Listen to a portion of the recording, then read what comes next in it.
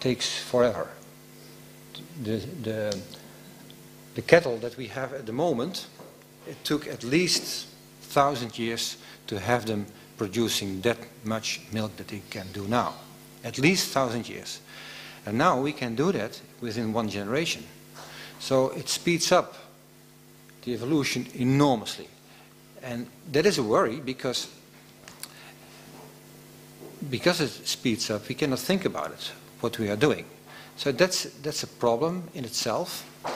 Although, of course, it has also many pros to speed up evolution, because for some questions we cannot wait. For food production we cannot wait forever.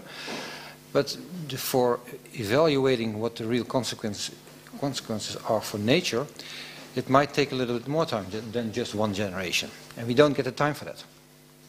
Now these are the species that are now being used for making transgenic individuals.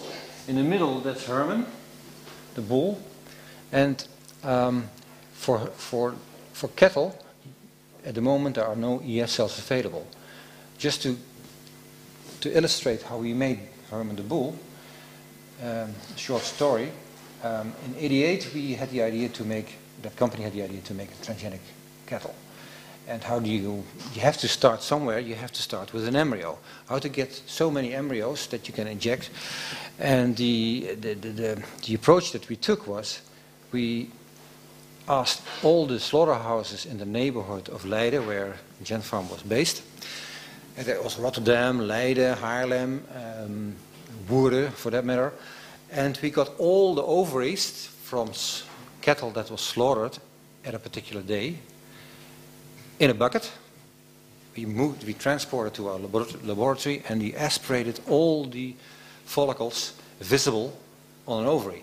And an ovary of a cow is like this. Sometimes they're a little bit bigger, but you can easily see the follicles. The follicles that were more or less at the point of maturation, those were the follicles that we took. And they were that big.